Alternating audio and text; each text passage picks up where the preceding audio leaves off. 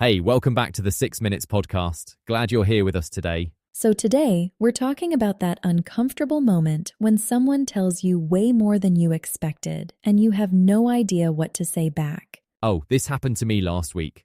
I was at the office kitchen, making coffee, and a co-worker I barely know just started telling me about her divorce. Every detail. The lawyers, the arguments, the money problems.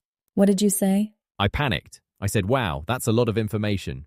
You said that to her face? I did, and she looked hurt. She stopped talking, grabbed her coffee, and walked away. I felt terrible. I mean, it was honest, but it basically told her, you're being weird, and I don't want to hear this. Exactly. I didn't mean it that way. I just didn't know what else to say. My brain froze. Okay, so what should you actually do? Because ignoring it feels cold, but asking follow-up questions might encourage even more details you don't want. Right, so the first thing that actually works is something simple like, that sounds really tough, I'm sorry you're going through that. That's it? That's enough? Most of the time, yes. You're not giving advice. You're not asking for more. You're just showing you heard them. People who overshare usually just need someone to acknowledge what they're feeling. Okay, but what if they keep going? Like they take your response as an invitation to tell you everything. Then you can gently redirect. Something like, I really hope things get better for you. Anyway, I need to get back to my desk. So you show warmth first, then you exit. You don't just cut them off. Exactly. The warmth part is important. Without it, any exit sounds like rejection. What about with friends, though? Like a close friend who overshares about their relationship every single time you meet. That's different from a coworker, right? Totally different. With a close friend, you can be more direct. You might say something like, I care about you, but honestly, I'm not sure what to say anymore. Have you thought about talking to someone professional about this? That doesn't sound rude. It depends on your tone. If you say it with genuine concern, it sounds caring. If you say it with an impatient voice, it sounds like you're telling them to shut up and go bother a therapist instead. Okay, let me try one. What if someone at a party, a stranger basically, starts telling me about their health problems in detail? Go ahead, what would you say? I'd probably say something like, oh wow, I hope you're feeling better now, and then maybe change the subject. Like, so how do you know the host? That's actually perfect. You acknowledged it without diving deeper, and then you move the conversation somewhere lighter.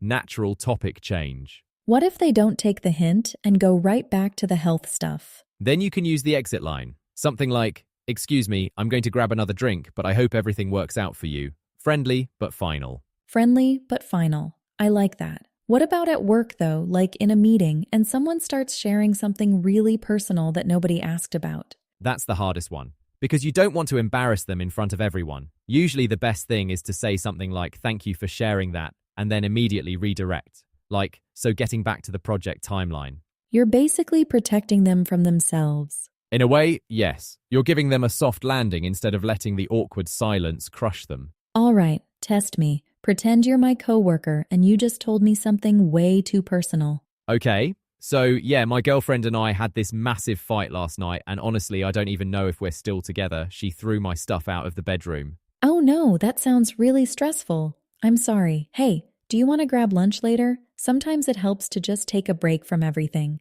Nice.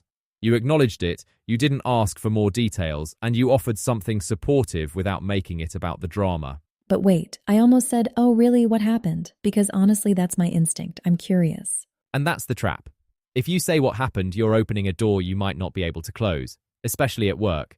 Save the curiosity for close friends who actually want your opinion. So the key difference is, with strangers or coworkers, you keep it short and warm, and with close friends, you can be more honest about your limits. That's it. Short and warm is your safety net for any oversharing situation. You can't go wrong with it. What about when someone overshares by text, like a long message at midnight about their problems? You don't have to respond immediately. That's the advantage of text. You can reply the next day and say something like, hey, I saw your message. That sounds really hard. I'm here if you need me, but I might not be the best person to help with this one. That last part is useful. I'm here if you need me, but I might not be the best person to help with this. It sets a boundary without sounding cold. Right.